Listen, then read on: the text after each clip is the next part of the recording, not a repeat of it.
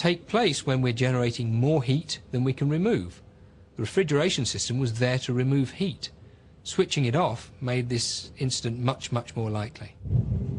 Incredibly, another safety device had been bypassed in defiance of Union Carbide's own operating instructions. You can see now the reaction is getting quite enthusiastic, getting some bubbles, some droplets of liquid coming out of the top of the vessel. And if this were an industrial scale vessel, we would have a significant emergency on our hands. At Bhopal, there was a machine purpose-built to deal with toxic gases, a device known as a vent gas scrubber. ये Bhopal plant का went gas scrubber है. This is the vent gas scrubber we had at Bhopal. Plant से जो जहरीली गैसें निकलती है. It works by neutralizing toxic gas before releasing it into the atmosphere. उस रात को ये स्क्रबर काम. On the night, though, it was switched off for maintenance. एक वीक पहले तक मेंटेनेंस का काम इस पे चलता रहा. Even if this vital piece of equipment had been on, it was too small to cope with the quantity of MIC that was now out of control.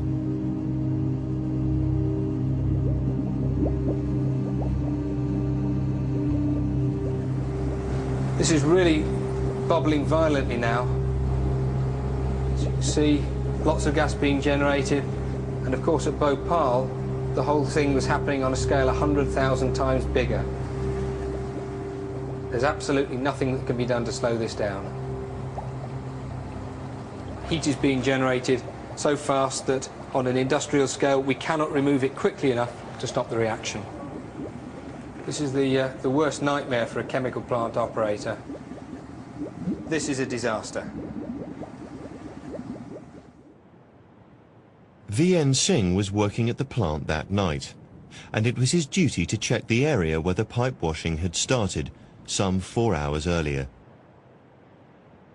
By this time, midnight, water was flowing once again from the drainage nozzles, but he noticed that something was wrong. The disaster was just minutes away. When I got here, I saw water running out of the bleeders, but my eyes started to hurt. This was quite common at the factory, but that day it was very, very bad, so I ran to the control room.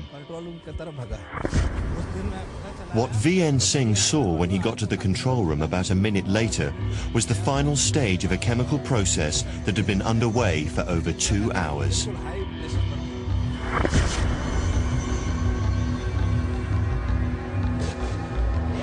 At a molecular level, things are happening extremely fast. As the system warms up, a second reaction kicks in. Trimerization, a reaction between 3 methyl isocyanate molecules that forms a stable molecule and generates more heat.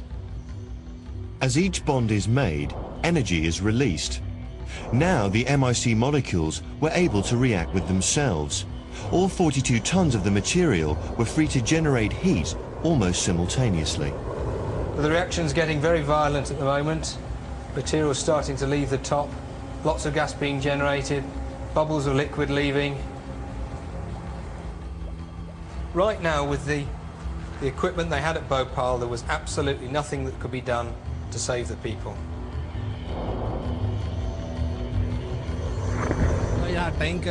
So I came running out to tank E610, and even though it was underground, you could hear a terrible rumbling noise, and the concrete started to shake and crack.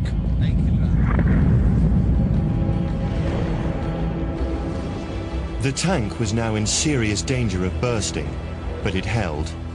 Instead, a pressure relief valve blew, and the gas was on its deadly way. It travelled to the main plant structure, through the useless vent gas scrubber, and then out. The gas was carried away by a southeasterly wind, clear of the plant, but directly over the sleeping city of Bhopal.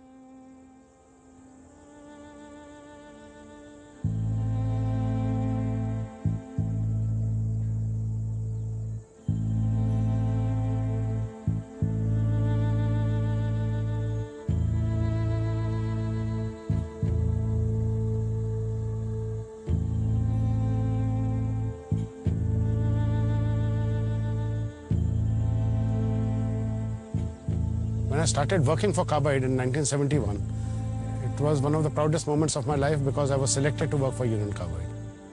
But after that disaster, I'm ashamed now that I was ever associated with a company which did not manage to live up to its name and reputation in India.